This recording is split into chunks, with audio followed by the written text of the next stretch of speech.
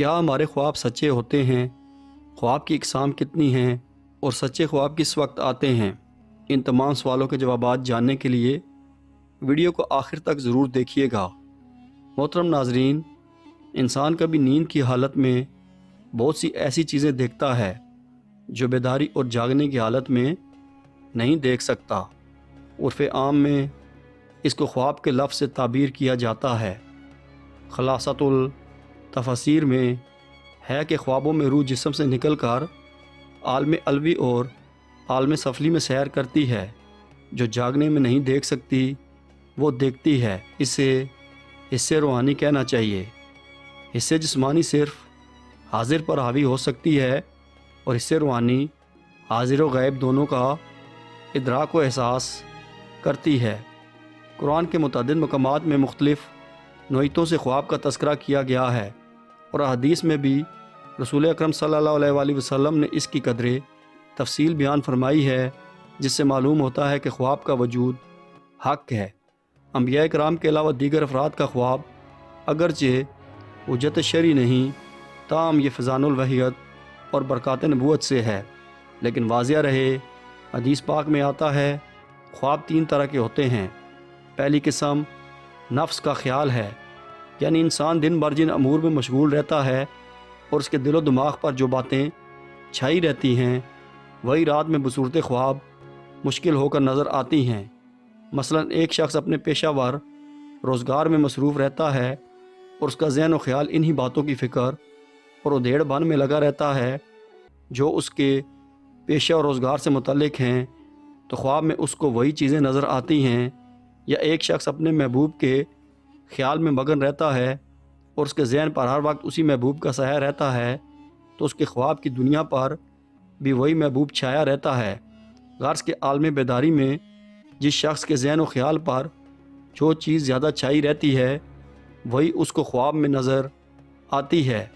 اس طرح کے خواب کا کوئی اعتبار نہیں۔ دوسری قسم ڈرونا خواب ہے۔ یہ خواب اصل میں شیطانی اثرات کا پار ہوتا ہے۔ شیطان چونکہ ازل سے بنی آدم کا دشمن ہے اور وہ جس طرح عالم بیداری میں انسان کو گمراہ کرنے اور پریشان کرنے کی کوشش کرتا ہے، اس طرح نیند کی حالت میں بھی وہ انسان کو چین نہیں لینے دیتا۔ چنانچہ وہ انسان کو خواب میں پریشان کرنے اور ڈرانے کے لیے طرح طرح کے حربے استعمال کرتا ہے۔ کبھی تو وہ کسی ڈرونی شکل و صورت میں نظر آتا ہے جس سے خواب دیکھنے والا انتہائی خوفزدہ ہو جاتا ہے۔ کبھی اس طرح کے خواب دکھلاتا ہے جس میں سونے والے کو اپنی زندگی جاتی نظر آتی ہے، جیسے وہ دیکھتا ہے کہ میرا سر قلم ہو گیا وغیرہ وغیرہ۔ اس طرح خواب میں احتلام کا ہونا کہ جو موجب غسل ہوتا ہے اور بعض اوقات اس کی وجہ سے نماز فوت یا قضا ہو جاتی ہے، اسی شیطانی اثرات کا کرشمہ ہوتا ہے۔ پہلی قسم کی طرح یہ بھی بے اعتبار اور ناقابل تعبیر ہوتی ہے۔ خواب کی تیسری قسم وہ ہے جس کو من جانب اللہ بشارت کہا گیا ہے کہ حق تعالیٰ اپنے بندوں میں سے جس کو چاہتا ہے اس کے خواب میں بشارت دیتا ہے اور اس کے قلب کے آئینہ میں بطور اشارات و علامات ان چیزوں کو مشکل کر کے دکھاتا ہے جو آئندہ وقوع پذیر ہونے والی ہوتی ہیں یا جن کا تعلق مومن کی روحانی و قلبی بالیدگی و طمانینت سے ہوتا ہے۔ وہ بندہ خوش ہو اور طلب حق میں تر و تازگی محسوس کرے۔ خواب کی یہی وہ قسم ہے جو لائق اعتبار اور قابل تعبیر ہے اور جس کی فضیلت و تعریف حدیث میں بیان کی گئی ہے۔ حضرت انس رضی اللہ تعالیٰ عنہ سے روایت ہے کہ رسول اللہ صلی اللہ علیہ وآلہ وسلم نے فرمایا، اچھا خواب نبوت کے 46 حصوں میں سے ایک حصہ ہے۔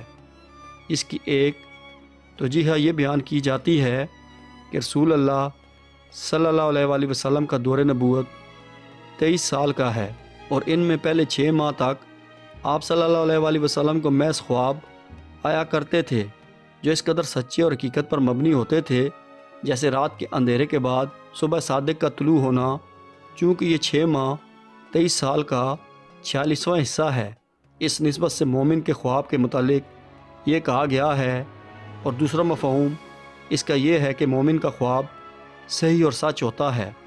حضرت ابو سعید خدری رضی اللہ تعالیٰ عنہ رسول اکرم صلی اللہ علیہ وآلہ وسلم کا ارشاد نقل کرتے ہیں کہ آپ صلی اللہ علیہ وآلہ وسلم نے ارشاد فرمایا، رات کے آخری حصے کا خواب زیادہ سچا ہوتا ہے، کیونکہ پچھلا پہر عام طور پر دل و دماغ کے سکون کا وقت ہوتا ہے۔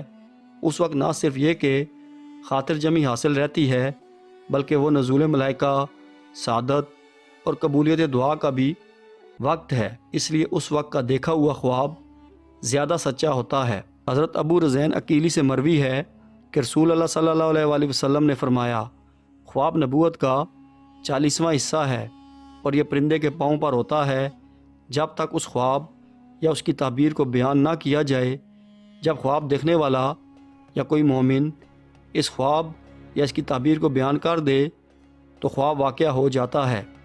راوی کا کہنا ہے کہ میری دانست میں آپ صلی اللہ علیہ وآلہ وسلم نے یوں بھی فرمایا، خواب کسی عاقل و سمجھدار یا محبت رکھنے والے کے سامنے ہی بیان کرو۔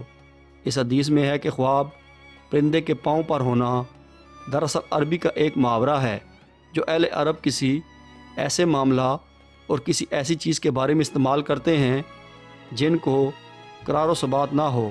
مطلب یہ ہوتا ہے کہ جس طرح پرندہ عام طور پر کسی ایک جگہ ٹھہرا نہیں رہتا بلکہ اڑتا اور حرکت کرتا رہتا ہے، اور جو چیز اس کے پیروں پر ہوتی ہے وہ بھی کسی ایک جگہ قرار نہیں پاتی بلکہ ادنیٰ سی حرکت سے گر پڑتی ہے، اس طرح یہ معاملہ اور یہ چیز بھی کسی ایک جگہ پر قائم و ثابت نہیں رہتی۔ لہٰذا فرمایا گیا ہے کہ خواب کا معاملہ بھی ایسا ہی ہے کہ جب تک اس کو کسی کے سامنے بیان نہیں کیا جاتا اور اس کو اپنے دل میں پوشیدہ رکھا جاتا ہے، اس وقت تک اس کا کوئی اعتبار نہیں ہوتا اور نہ وہ واقعہ ہوتا ہے۔ لیکن جب اس کو کسی کے سامنے بیان کر دیا جاتا ہے اور جوں ہی اس کی تعبیر دی جاتی ہے وہ اسی تعبیر کے مطابق واقعہ ہو جاتا ہے۔ اس لیے کسی کے سامنے اس طرح کے خواب کا تذکرہ نہیں کرنا چاہیے۔ اچھے خواب میں اگرچہ ناخوشگوار باتوں کی طرف ذہن منتقل نہیں ہوتا، تاہم اسے بھی کسی جاہل، دشمن اور نااہل کے پاس بیان نہیں کرنا چاہیے، اس لیے کہ اس کے غلط تعبیر بتانے کے سبب خواب کا رخ بدل سکتا ہے۔ البتہ اہل علم تعبیر خواب کے ماہر اور دانا دوستوں سے بتانے میں کوئی حرج نہیں ہے۔ یاد رہے کہ اگر رسول اکرم صلی اللہ علیہ وآلہ وسلم کو کسی نے خواب میں دیکھا تو وہ خواب سچا اور صحیح ہوگا، اس میں جھوٹ یا دھوکہ کا کوئی شائبہ نہیں۔ حضرت ابو ہریرہ رضی اللہ تعالیٰ عنہ سے روایت ہے کہ رسول اللہ صلی اللہ علیہ وآلہ وسلم نے فرمایا کہ جس شخص نے مجھے خواب میں دیکھا اس نے در حقیقت مجھ ہی کو دیکھا، کیونکہ شیطان میری صورت اختیار نہیں کر سکتا۔ حضرت ابو سعید خدری رضی اللہ تعالیٰ عنہ سے روایت ہے کہ رسول اللہ صلی اللہ علیہ وآلہ وسلم نے فرمایا، میں سویا ہوا تھا کہ میں نے دیکھا کہ لوگ میرے سامنے پیش کیے جا رہے ہیں، وہ قمیض پہنے ہوئے ہیں، ان میں بعض کی قمیض تو صرف سینے تک کی ہے اور بعض کی اس سے بڑی ہے، اور نبی کریم صلی اللہ علیہ وآلہ وسلم عمر بن خطاب رضی اللہ تعالیٰ عنہ کے پاس سے گزرے تو ان کی قمیض زمین سے گھسٹ رہی ہے۔ صحابہ نے پوچھا، یا رسول اللہ، آپ نے اس کی کیا تعبیر کی؟ نبی کریم صلی اللہ علیہ وآلہ وسلم نے فرمایا کہ دین، یعنی عمر رضی اللہ تعالیٰ عنہ اپنے دین میں اس طرح کامل ہیں اور اس طرح مضبوطی سے پکڑ رکھا ہے کہ عمر کا دین ان کے لیے اٹھتے بیٹھتے، سوتے جاگتے ایک محافظ کی طرح ہے۔ جس طرح قمیض جسم کی حفاظت کرتی ہے، گویا عمر دینی اعتبار سے اور لوگوں کی بنسبت بہت آگے ہیں، اور ان کے دین سے جس طرح فائدہ پہنچ رہا ہے، اسی طرح ان کے مرنے کے بعد لوگ ان کے دینی کاموں اور ان کے چھوڑے ہوئے اچھے آثار سے فائدہ اٹھاتے رہیں گے۔ حضرت ابن عمر رضی اللہ عنہما نے بیان کیا کہ میں نے رسول اللہ صلی اللہ علیہ وآلہ وسلم سے سنا، آپ صلی اللہ علیہ وآلہ وسلم نے فرمایا کہ میں سویا ہوا تھا کہ میرے پاس دودھ کا ایک پیالہ لایا گیا اور میں نے اس کا دودھ پیا یہاں تک کہ اس کی شرابی کا اثر میں نے اپنے ناخنوں میں ظاہر ہوتا دیکھا۔ اس کے بعد میں نے اس کا بچا ہوا دے دیا۔